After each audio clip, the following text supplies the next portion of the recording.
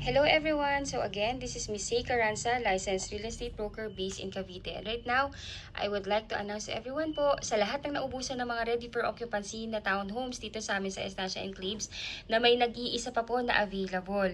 Please grab this chance po kasi hindi ko na po alam kung kailan pa po magkakaroon. And itong unit po na available na ito ay nandun sa pinakamagandang phase ng Estancia Enclaves. So by the way, to my new viewers po and to my new followers, ayun po, kung hindi pa po kayo familiar sa mga vlogs ko about sa mga pabahay natin dito sa Cavite. So itong si Estancia Enclaves, ito po yung isa sa mga magagandang option na pwede ninyong kuhanan ng inyong family home dito sa Pilipinas.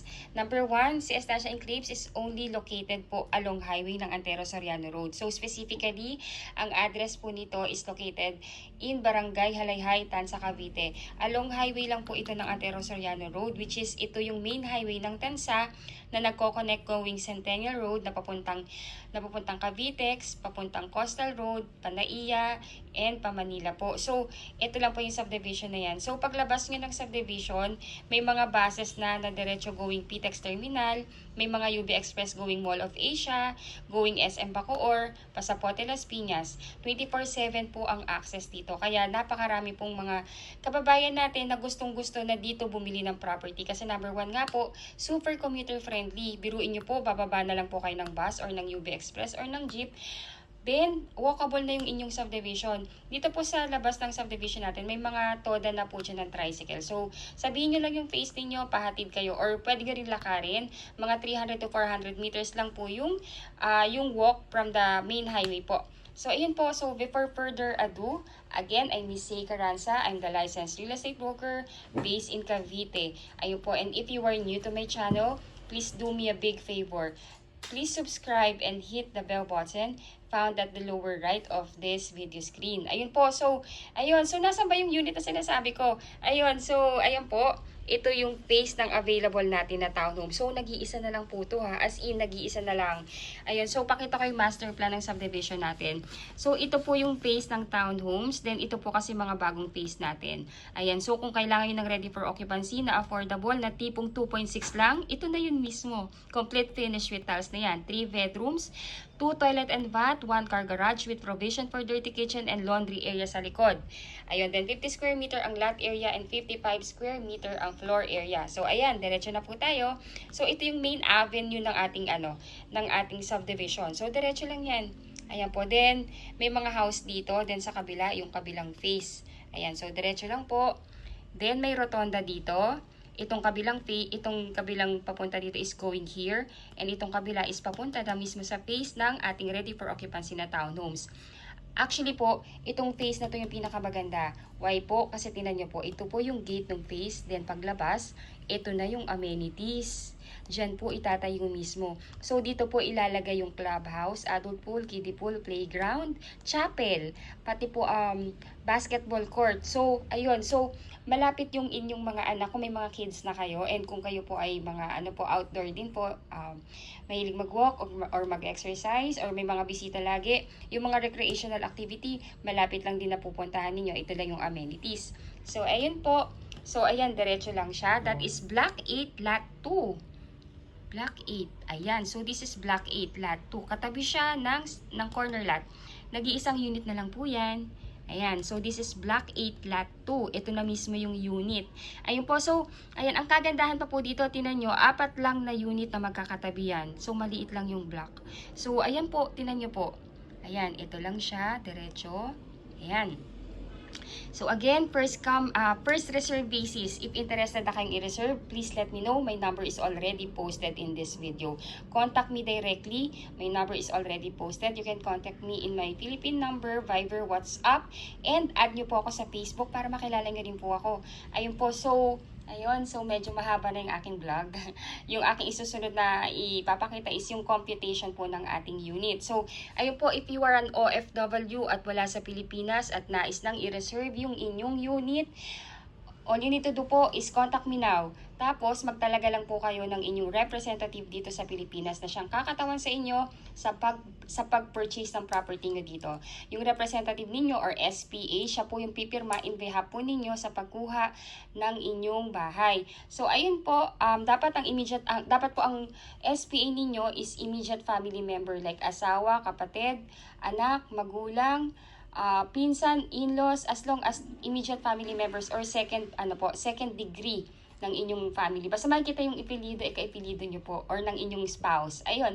Then, 21 to 55 years old po. Then, ayun po, bawal po ako. Baka po sabihin nyo, baka pwedeng ako na yung mag-representative. Bawal po ang broker. Bawal din ang kaibigan. Ayun. So, ayun po, pag gusto nyo nag-reserve yung unit, let me know po. I-email ko po sa inyong reservation form para ma-fill upan ninyo. Then, send back nyo sa akin. Then, mag-attach lang po kayo ng 2 valid ID ninyo. Then, i-check ko po yung reservation form. Then, bibigyan ko na po kayo ng go signal na pwede nyo nang i-reserve yung unit. Ayun. So, via online po yung reservation. Ibibigay ko po sa inyo yung bank account ng aming sales officer para makapag-deposit po kayo doon. Then, after nyo makapag-deposit, i-comply nyo po yung mga ibang requirement na kailangan. So, i-discuss ko rin yun sa inyo. Medyo, lang po. Unahin ko lang muna yung computation natin para at least you would have the idea na ano yung natin. Ano yung terms of payment and mode of payment. Ayun po. So, ayun, ito po yung ating townhomes. If you are watching na ng aking mga vlog, so complete turnover na po yan. May vinyl tiles sa ground floor, complete turnover po yan. Pati sa second floor, may vinyl tiles na rin yan. Then sa stairs natin, naka-wood tiles yan. 2 toilet and bath po yan. Pares pong complete textures na. Ayun, so again, complete turnover. 3 bedrooms, 2 toilet and bath with 1 carport po. Then may service area sa likod na pwede nyong i-enclose for the provision for your dirty kitchen or gawin yung laundry area. Ayun po. So, the total contract price, actually, ang total contract price na po talaga nito is 3 million. Pero, binaba po ng developer namin into all price para po maubusan namin yung mga natitirang unit. Kasi number 1 po, ayaw po yung maluma ng developer namin yung property. So, para po mas mapabilis yung pagbebenta namin, binalik po sa all price. Ayun, so the total contract price is 2,688,000. Then miscellaneous fee is 188,160 pesos. Inclusive na po dito ang title transfer and legal taxes, mga legal taxes ng government natin and processing fee sa bank. Ngayon po, yung down payment na required para po dito sa unit na to is only 1.9% down payment. Originally, 10% po talaga yan. Pero dahil nga po gusto na po ng developer natin ma-turn over na sa mga homeowner yung property, talagang diniscount na rin even yung down payment. Instead na 10%, ginawa ng 1.9% para po makamasa talaga. Ayun, so ang down payment is 52,592. Itong 1.9 base po yan dito sa 2.6. So ang 1.9 po niyan is 52,592 pesos. Ngayon po, ang first cash out nyo para ma-reserve nitong Block 8 Lot 2 is reservation fee na 20,000 pesos. Ayan po, pag gusto nyo nang i-reserve, let me know. Sasendan ko po kayo sa email ng reservation form. Fill upan nyo po. Then pagka-fill up, pwede na po kayong mag-deposit ng inyong reservation fee sa aming sales officer. Ayan po. Mamaya po i-discuss ko rin po ito. Ayun. So, yung 20,000, i-deduct po yan dito sa down payment na 52,000. So, may net down payment na lang na 32,592 pesos. Then, ayun po. Then, may 5 plus 5% initial MF. Itong 5% po na ito, base po yan dito sa miscellaneous fee na 188. So, yung 5% po nito is 9,408 pesos. So, pinag-add lang po yan. So, equivalent to 42,000. Ito po yung net down payment na kailangan po ninyong mabayaran within 30 days after paying the reservation fee. Ngayon po, pagbayad na po ang inyong down payment, stop payment na po kayo at iintayin na lang natin ang approval ng inyong ng bank financing. Ang bank financing po, pag may approval na kayo, directly mag-i-email po yan sa inyo dun sa email address ninyo na dineclare sa reservation form. Ayun po din, i-inform din kami ng bank na na-approve na kayo. Then, basahin nyo lang po yung contract. Pagka okay na sa yung terms and condition, replyan nyo lang yung bank na ina-accept nyo ng approval para magbibigay naman sila ng date kung kailan po maglo-loan contract signing. Kung kayo po ay nasa Pilipinas, kayo po ang magsasign ng inyong loan contract. Pag wala naman po yung inyong representative ang pipirma nun in behalf po ninyo. Ngayon po, pag napirmahan na yung loan contract, hihingi ng go signal sa inyo si bank kung ipapa-loan release na sa developer. So, ayun po, pag na-loan release na sa developer, yung loanable value, hihingi naman yung developer natin ng at least 30 days para sa unit preparation ng inyong bahay at para sa acceptance. Ayun po. So, automatic din po, pag na-approve na kayo ng bank at nakapag-loan contract signing na kayo, magbabayad na po kayo ng move-in fee. Ngayon po, sorry po, typo error lang to, pero ang move-in fee po natin is 19,000. Para po yan sa application ng Meralco at ng water, na instead na kayo yung mag-a-apply ng Meralco ninyo at ng water or yung representative ninyo ay yung admin office na natin. So, pambayad lang po talaga to ng application ng Meralco at ng tubig po. Ayun, usually po lumalabas yung approval ng ating housing loan contract or ng ating housing loan approval within the period of 3 to 4 months. Ayun po. So, yun po yung expected date natin na lalabas na yung approval. Ngayon po, pag na-approve na loan release na sa developer, automatic din po, mag-i-start na yung inyong monthly amortization sa bank. So, ayun po, we have, actually, ang bank natin, parang Pag-ibig na siya. Naka-maximum na rin siya ng hanggang 30 years to pay. Ayun po, pero karamihan po ng mga kliyente namin mas kinukuha tong 25 years kasi mas mababa po yung interest rate. This one is 8, this one is 7. Pero I heard po ngayon si China Bank, it's nasa 6% something lang siya. So, ayun po. Ngayon po, kung 25 years to pay po yung gusto ninyo, that will be 19,890.48 centavos. Then, dapat po ang required income ng bank natin or yung dapat na mag-reflect sa inyong certificate of employment or job contract is at least nag-gross kayo ng 66,301.62 centavos. Ayun po, dapat po mag-reflect po yan sa inyong certificate of employment or certificate of employment or job contract at sa payslip. Ayun po. Ngayon po, kung ayaw nyo naman po ng ng 25 years, mas gusto nyo ng shorter term, meron din tayong 20 years, meron din tayong 15 years, meron din tayong 10 years, at meron din tayong 5 years to pay po. Ayun po. So, yan po yung mga options natin. Ayun po. I hope po na clear po yung aking explanation kasi minsan baka masyadong mabilis yung aking explanation po, pero as much as I can po, ginagawa ko talagang detalyado lahat ng presentation ko, lalo na sa vlog, since I believe po lahat po kayo nagwa-watch ng aking vlog to know everything. Kaya sa totoo lang po, mas ine-explain ko talaga yung procedure ng process ng pagkuha ng property from the computation and sa requirements para at least po smooth sailing and maganda po yung yung magiging process natin para lahat alam nyo po. Ayun po. So ito namang i-discuss ko naman po sa inyo is yung complete list of requirement as OFW na wala po sa Pilipinas. Ayun po. So, kung kayo po ay nasa ibang bansa, kasi majority talaga po ng aking mga kliyente, kung ma-add nyo ako sa Facebook, add nyo po ako sa Facebook, lahat po is OFW.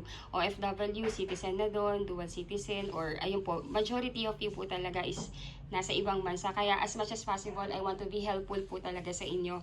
Ayun po, so ayun, OFW na wala sa Pilipinas, magtalaga lang po kayo ng representative or SPA na siyang kakatawan sa inyo sa pagkuha ng bahay. Siya po ang ititripping at pipirma sa mga documents patungkol sa pagkuha ninyo ng bahay. Dapat po immediate family member like asawa, anak, kapatid, or magulang, pinsan, pamangkin, or in-laws na nag-e-edad ng 21 to 55 years old. Hindi po allowed ang kaibigan. Immediate family member po. Mas maigi po talaga na family member para for your security rin. And bawal din po ang broker. Kasi ang dami ko pong client na gusto ako na yung mag-representative. Bawal po yun.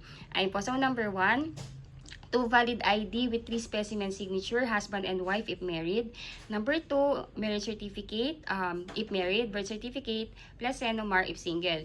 Then 1 by 1 ID picture or selfie with white background, husband and wife if married. Then teen ID, husband and wife if married.